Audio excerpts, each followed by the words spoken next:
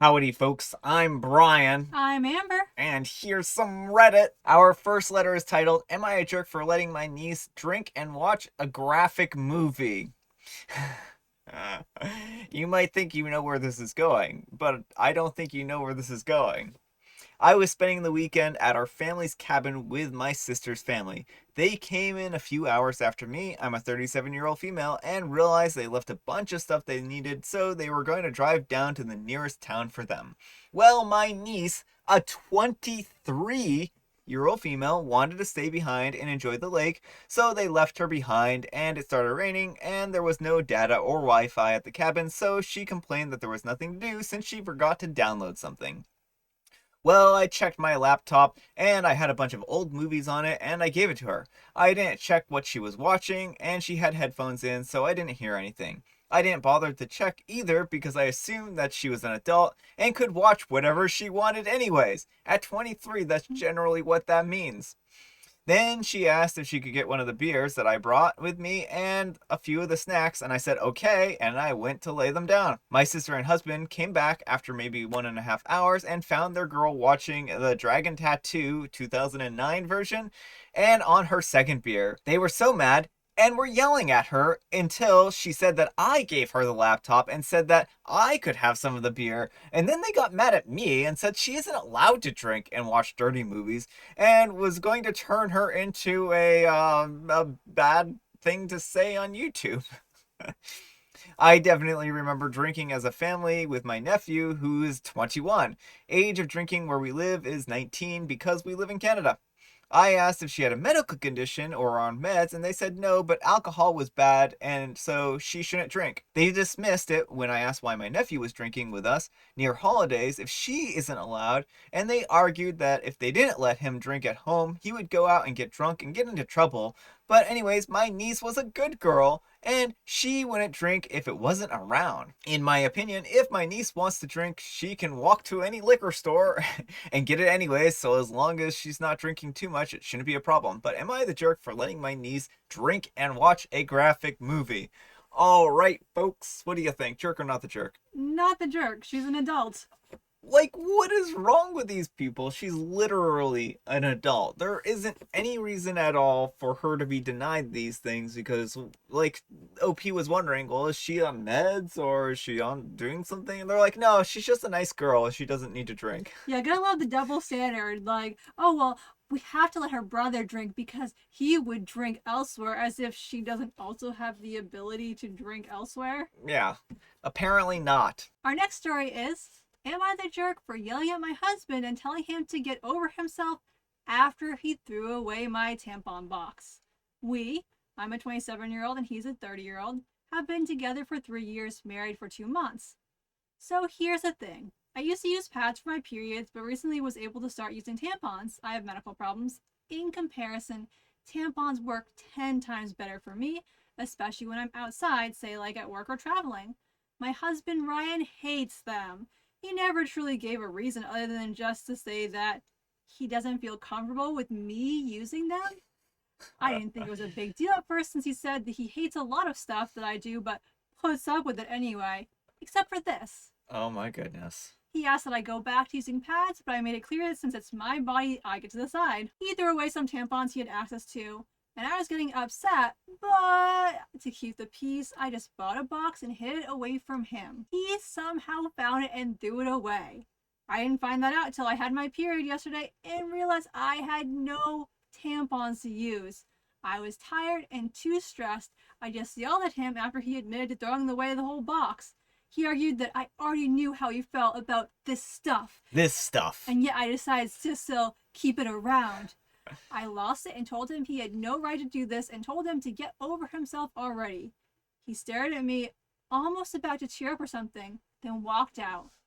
He later went on about how we as a couple should take each other's discomfort into consideration and said he already tried to speak to me about those tampons, yet I brushed him off and insulted him and verbally abused him. He also said that if I insist on using them, then I should do it while I'm outside of the house, but I said that it won't happen. I feel bad for how it played out, but I was just at my wit's end and in so much pain I lashed out. Did I go too far here? Does he have a valid point or not? All right, well, what do you think? Not the jerk. 110% not the jerk. The weird thing is, like, I don't understand. Like, OP's never been given a reason why he's so weirded about these things, and I don't know. Like, there's just not really a good reason to be weirded out about tampons. Right. Well, I don't know if he understands this, but tampons literally are just there to soak up the blood. That's all they do. Yeah. Like, people have some weird misconceptions about tampons and, like, but they just soak up blood. She's not getting any enjoyment out of them. They're just soaking up blood. Not that it Yeah, well, should I mean, matter, but, like, it's almost like he thinks that she's using them in some kind of way that's like minimizing him or something right. like Like, that. he thinks, like, this is my space and those tampons Yeah. shouldn't be going in there. This is mine. That's what it feels like to me, and I don't like that at all because it's literally her body, and like, nothing about using tampons affects him in any way, and so like, Or yeah, shouldn't. yeah, like there's a time and place to take your partner's concerns into consideration, but like this literally has no effect on him. Yeah. Our next letter is titled, Am I a Jerk for Jogging at 4 a.m.? I am an emergency medical dispatcher, which means basically if you call 999 with an emergency and need an ambulance, there's a chance that it's me. It's a rewarding, if stressful job, and some of the calls I've handled give me nightmares, but I wouldn't change my job. Some of my hours, however, are extremely unsociable, and sometimes I get home at 4 a.m., and when I do, I have a routine. When I get home at 4 a.m., I will quickly change and then go for an hour-long jog while I listen to a podcast. This jog by 5 a.m. will take me to my boyfriend's bakery where we will share a meal for breakfast for him, dinner for me. On those days I work this kind of shift, it's the only time that we can see each other.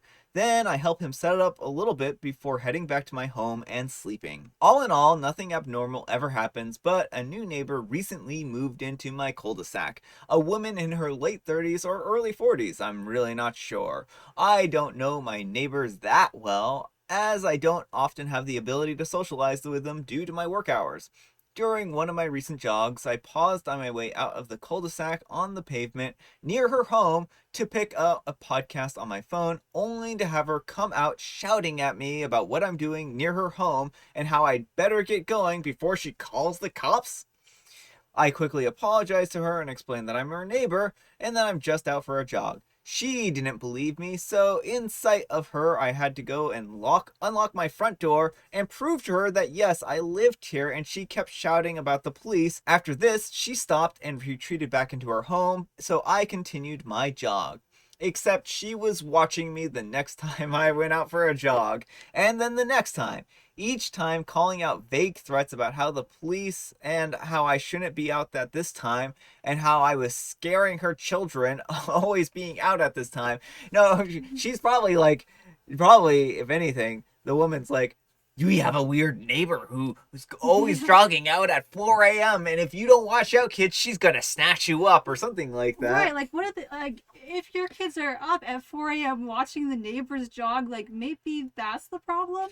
Yeah, I don't know. This is just weird. Now, I admit, I finally had enough of this and I laughed at her because I'm 5 foot tall woman who looks like a solid breeze would blow me over. I also told her to mind her own business and how only she seems like the weirdo here and is always watching me to go for a jog at this hour. I also told her if she called 999 to say hi to my coworkers for me.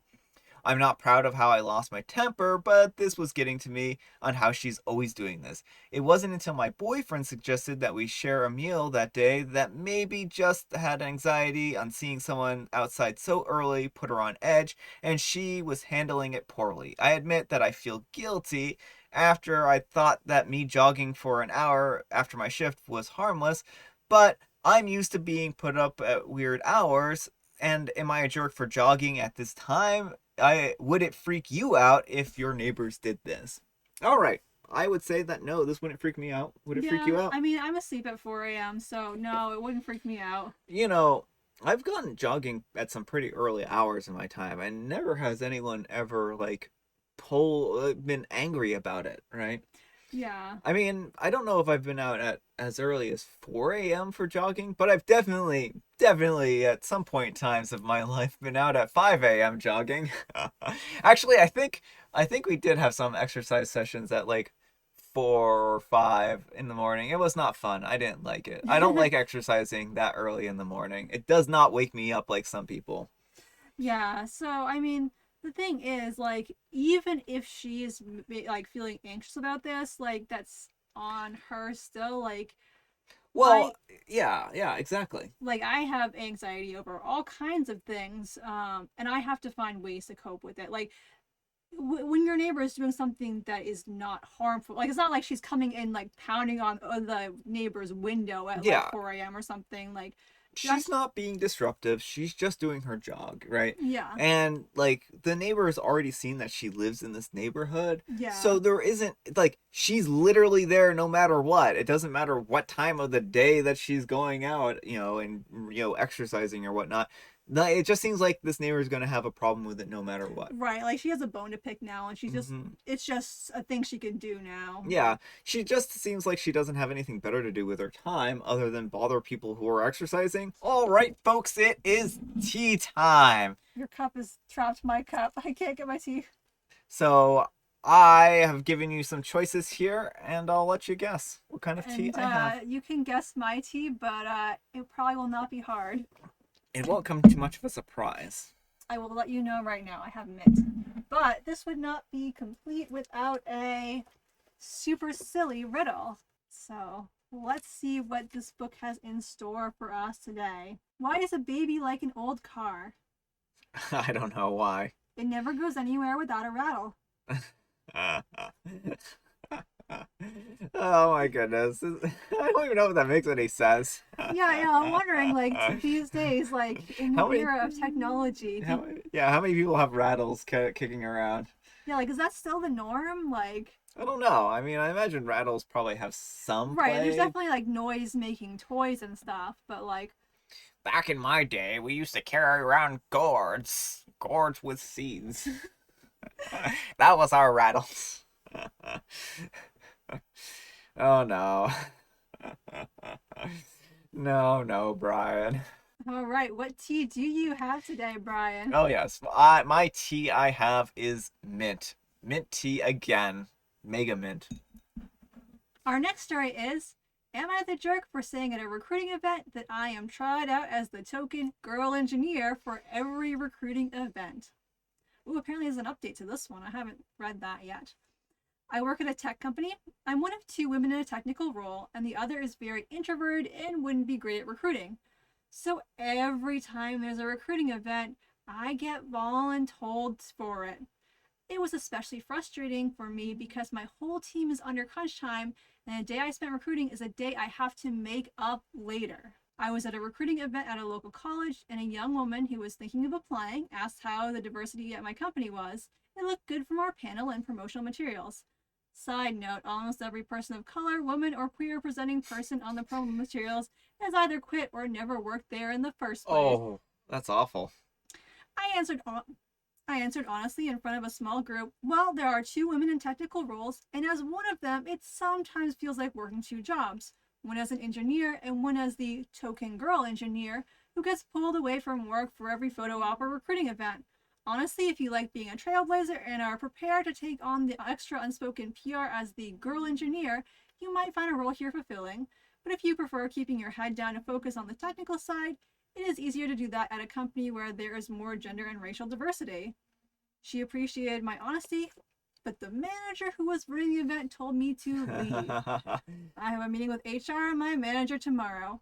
I don't think my opinion will be any news to them, as I've already told them I'm not interested in being assigned to photo ops or recruiting disproportionately because of my gender.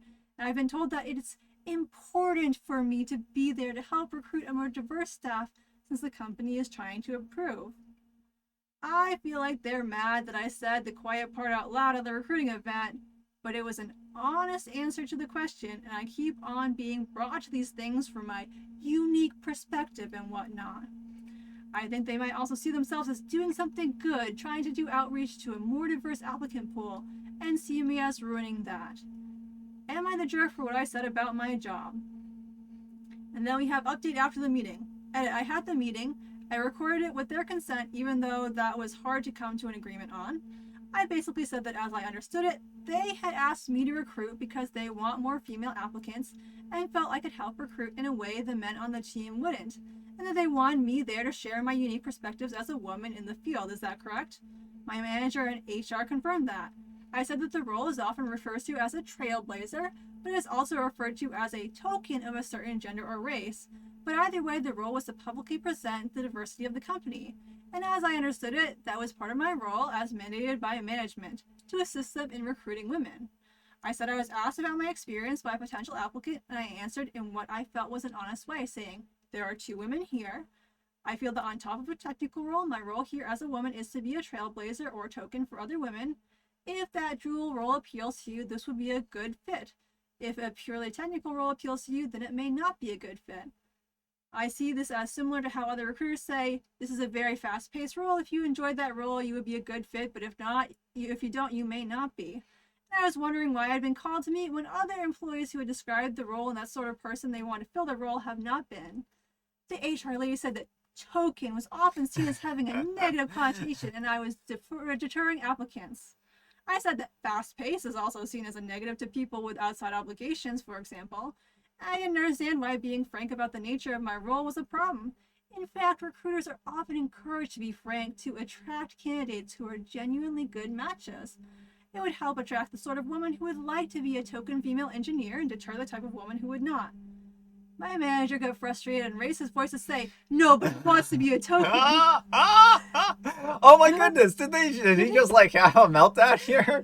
It's like, so he just said the quiet part out loud. Yeah. And I honestly just looked at him with a no duh face, but said, that doesn't really track with your previous comments. You frequently said that I should be proud to represent the company and that I am much needed at these events. It sounded like you see it as an admirable and much appreciated role. He said I was being smart, and I said, I apologize, but I'm frustrated by a number of the contradictions in the messaging around this role. That I should be frank about the job expectations to recruit good-fitting candidates. However, I should not be frank about my personal job expectations, despite never having that been communicated to me. Hearing that I should be proud and happy to represent the company as a female engineer to attract other women, but then hearing that nobody wants to be in my shoes and that if I describe my role, it would deter applicants. To hear that the company is making efforts toward diversity, however, that effort doesn't seem to continue to retention, as this year 4 female employees quit, 2 were hired and then rapidly quit. This is a retention rate far lower than average. I'm frankly confused by what my role in this company is. Do you want an engineer or do you want a token? My manager snapped at me and said that I am an engineer. I said, I would like my job duties to reflect that. The HR guy said I wouldn't be permitted to publicly represent the company anymore. I said, okay. Very not mad at that. So, I feel like my manager is mad, but I'm well along in the interview process with several other companies. So hopefully that won't be a problem anymore. I'm not quitting until I have a new offer signed, but I'm not too concerned if I get fired and get unemployment. Well, what do you think of that? Yeah, I think OP is 100% not the jerk here. And what I think is the icing on the cake is that they need her for these recruitment events. But then they expect her to make up the time. Yeah, I think like OP would probably be willing to do the recruitment if it wasn't like this additional second job for her. And that's the thing, and this is a big problem in a lot of STEM occupations, whether you're a woman or, a person of color or, queer, or companies like to trot you out as like, look, see, we have women here, and then not really do anything more than that, not necessarily promote you to senior roles or anything. They just like to show you off. That is a problem. And when a company has decided that the more important thing is the face of what it looks like, the perception, that's where things become problematic. And if they had actually taken into account OP's thoughts and feelings on the situation and lightened her workload around this, then I can imagine that she would feel a lot better about representing this company and be able to give a better reflection, or maybe even a reflection that they would approve of. Right. She's still giving an honest reflection, but maybe the honest reflection would not include, you're just a token, because that's really what they want OP for more than anything, it seems like, in a lot of ways. And it's really sad because now they're going to lose OP as well, and they're going to be down to one woman here. Yeah. And are they going to have the one introverted woman who doesn't do well with people start, going to these different job fairs to represent the company? Because I don't think that's going to work there. Yeah, well, that's the thing, but this whole exchange just shows that they aren't concerned about actually retaining diverse employees. They only are concerned about PR. Exactly. Like this entire meeting, they just made it very clear that they see this position as like just a for show thing, and they know that people don't want to just be shown off as the token woman, and so Well, and I think that exactly is it. He said the quiet part out loud. He it said exactly what OP has stressed before, that she does not want to be the token, but he now is trying to twist this and get her into trouble because she doesn't want this role and they're not willing to accommodate her. So I think it's all around not good for OP, but I don't think OP's done anything wrong here. exactly. OP was honest, OP didn't lie, and just because it's not what the company wants to hear doesn't make that OP's problem. Especially if OP is able to find a job so easily. Like, don't mistreat your technical workers who can easily find other jobs elsewhere. Well, it sounds like they've had 4 female employees quit, so like it sounds like they are losing a lot of people. So it's like, why are you even hiring them if you know they're not going to stay at your company? Like, just so you have PR for a few months? All right, folks, that's all the time we have for today. Thanks so much to Amber for joining me. Thank you for having me. Happy Friday, Junior. Happy Friday, Junior. Thanks so much for watching. If you like this video, consider giving us a like. And if you dislike this video, consider giving me a dislike. Thanks so much for watching. Like I said before, very grateful. Lots of gratitude. And we'll see you all tomorrow. Bye.